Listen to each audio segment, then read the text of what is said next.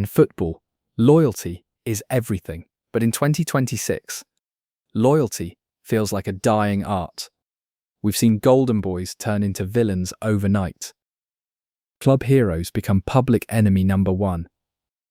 From secret negotiations to shocking interviews to players openly mocking their former teams. These 10 didn't just leave. They burned the bridge, blew up the remains, and then celebrated in the ashes. Today, we're counting down the top 10 current most hated players by their former clubs. Stick around for number 1, because the atmosphere at his return game was so toxic, it practically needed a hazmat suit.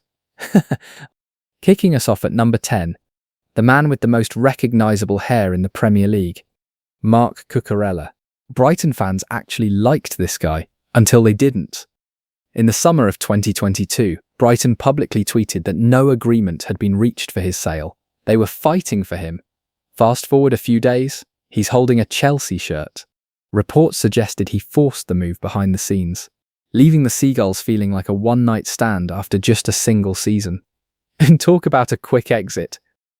Number 9 is the Man United fans now ironically call the freedom fighter. Jadon Sancho's fallout with Erik ten Hag wasn't just a spat, it was a civil war. After being called out for poor training, Sancho went to social media to call his manager a liar.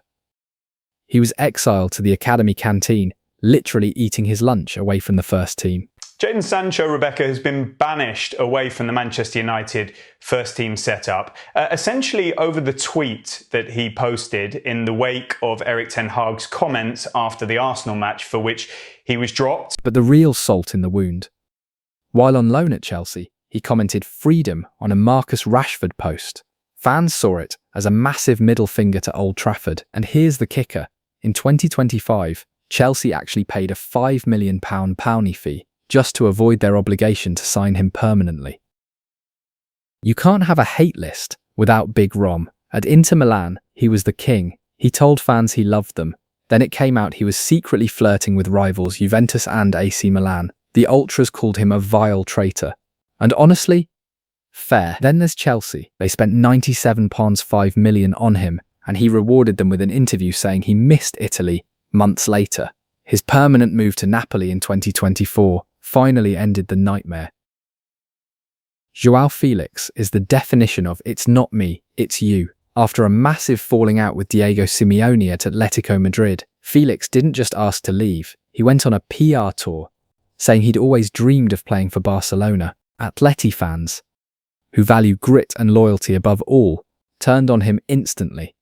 He went from the golden boy of the Metropolitano to a player whose plaque outside the stadium is regularly covered in trash. Anthony Gordon. Everton was in a relegation dogfight, and Gordon, a local lad, decided it was the perfect time to stop showing up to training, to force a move to Newcastle. To the Goodison faithful, this wasn't just a transfer. It was a local boy abandoning a sinking ship.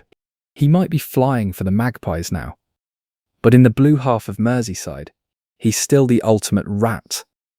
At number 5, the biggest name in the world football right now, Kylian Mbappe's exit from PSG was a multi-year soap opera.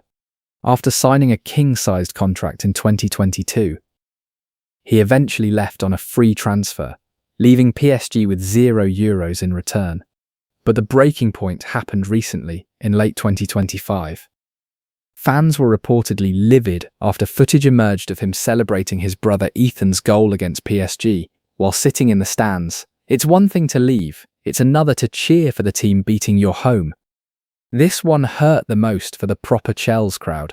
Mason Mount was the poster child for the Chelsea Academy. Then, contract talks stalled, and he moved to Manchester United for the money. In April 2024, the bridge showed him exactly how they felt. The crowd chanted, "Mason, what's the score?" while he sat on the United bench. He went from the boy who had a dream to a Chelsea reject in the eyes of the shed end. Robert Sanchez or Mason Mount? Mason Mount, because he's gone to that scummy team. Mason Mount or Lukaku? Mount, Lukaku, at least, you know what, he's gone Europe, you don't see him. This guy's out, I can't say the exact words, but knows your neighbour where I'm from. Mason Mount or Thibaut? Mason Mount. Mason Mount or Arsene Wenger? Mason Mount. What's Wenger done for Chelsea? Nothing. We beat him when he was a manager. It was easy. 3 points guaranteed. Steven Gerrard. Mason Mount. He slipped, Gerrard. Mason Mount or the penalty spot in the Champions League final 2008? Mason Mount. Mason Mount or the UK government? Mason Mount. Mason Mount or Anthony Taylor? Mason Mount. Mason Mount or Tom Henning of Raybon? Mason Mount. I do, but Mason Mount, what he had at this club and where he's gone to. I've been a Chelsea fan for so many years, and what the respect we had for him and how we brought him into through the youth, Lampard taking him to Leeds, and then how we got him into where he was, and now we can't say the exact words, how we treated the club. Nah, mate. Into the top 3, and we're getting spicy. Xavi defended Ousmane Dembélé through every injury and every late training session. How did Ousmane repay him? By triggering a tiny release clause to bolt for PSG. The real villain arc peaked in the 2024 Champions League. He didn't just score against Barca, he celebrated like he'd won the World Cup. Then he was caught laughing on the bench after PSG knocked them out. Cold? Yes. Hated? Absolutely. This one is pure chaos. Manchester United fans now call him Subject 49. Garnacho didn't just leave United, he forced a move to their rivals, Chelsea, specifically to prove United wrong. He reportedly turned down moves abroad, just so he could stay in the Prem and haunt his former club. To the Stretford end, this wasn't a career move. It was a personal vendetta. He's gone from the next Ronaldo to the most despised man in Manchester.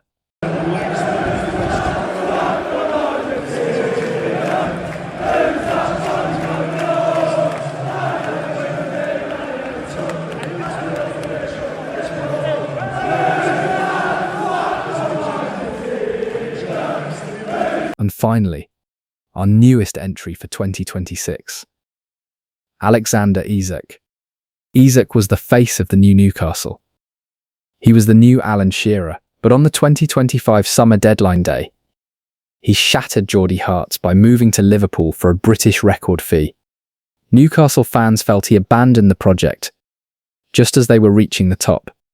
When he returned to St James Park in late 2025, the atmosphere was described as the most hostile in modern history. The posters were torn down, the shirts were binned, and the Isak era ended in total bitterness. So, who did we miss? Is there a player your club hates even more? Drop a comment below and let us know who the biggest Judas in football history is. Don't forget to like and subscribe for more deep dives into the drama of the beautiful game.